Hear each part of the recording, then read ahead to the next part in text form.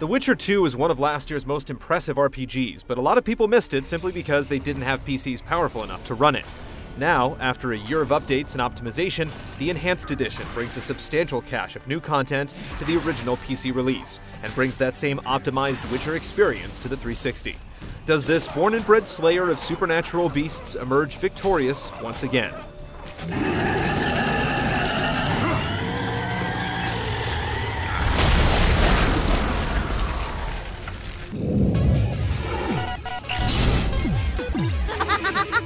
The short version of The Witcher's latest tale is that the tough and laconic anti-hero Geralt now has been falsely accused of slaying King Foltest, and he sets off on a quest to find the real killer and clear his name.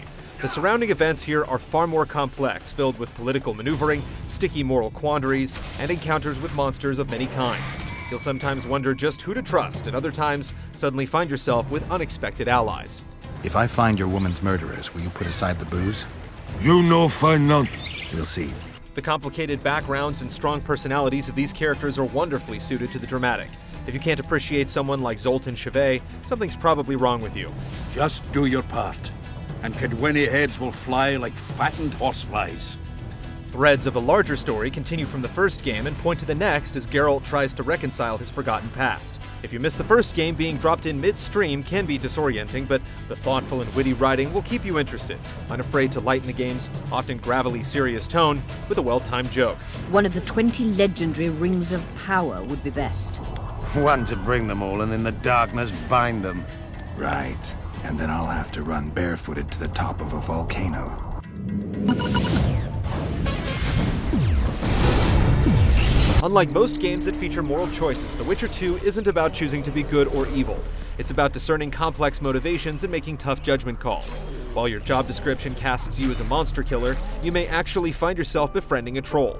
There are no bonus points telling you that your decisions are right or wrong, and the consequences may not manifest themselves for some time. The most monumental decision comes at the end of Chapter 1, putting you on dramatically different paths through the rest of the game. Give me my sword. This chapter-based approach keeps exploration closely tied to the story, taking you through distinctly different locations, each with their own defining features and environments. You're able to define your own pace as you freely wander through sizable tracts of land, searching for loot and tackling side quests within your current scope. But once you follow the story to the next area, there's no going back. It makes sense in context, but players who want to see it all will need to take care of any optional business before diving too deep into the main quest. While each chapter has its share of interchangeable distractions like arm wrestling tournaments and monster nests to destroy, some of the game's most interesting situations are found in the side quests. One memorable tangent comes as you investigate a cursed hospital. In another, you'll try and determine if a slinky succubus is truly a murderer. At times, people will approach you with dubious propositions, and you'll have to decide whether it's a trap I'll have to blindfold you. or genuinely beneficial.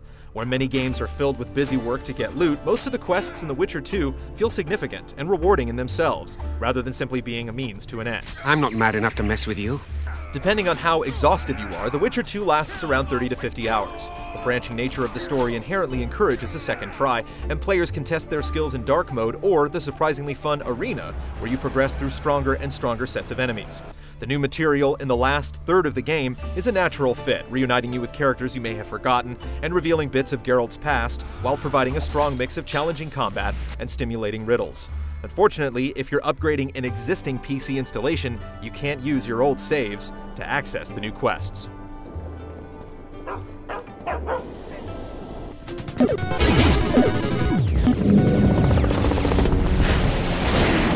Combat in The Witcher 2 is all about control and preparation. The high-stakes combat could be compared to Dark Souls in that a moment of recklessness could summarily lead to your slaughter.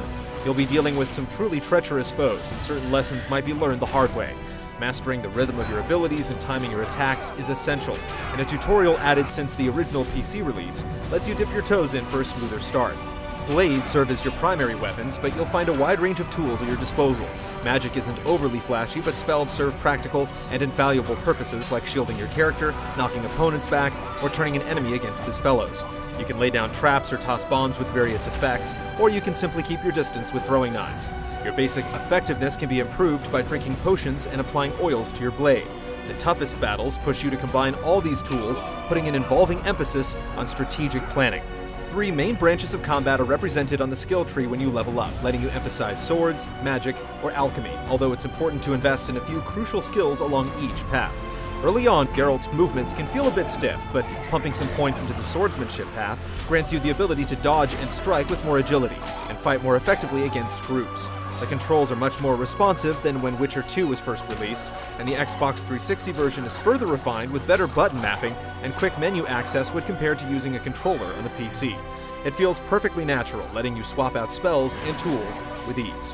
One small addition may seem trivial but makes a world of difference. A storage solution for extra items saves time previously wasted managing resources or grinding for components you previously sold off because they were too heavy.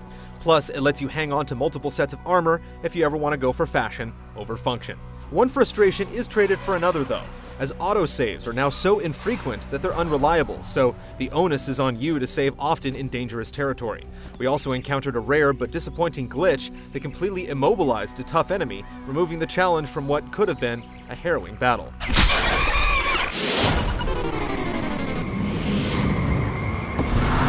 You couldn't exactly call it hard on the eyes, but it's true that the Xbox 360 version doesn't have quite the same clarity and wow factor of the PC game.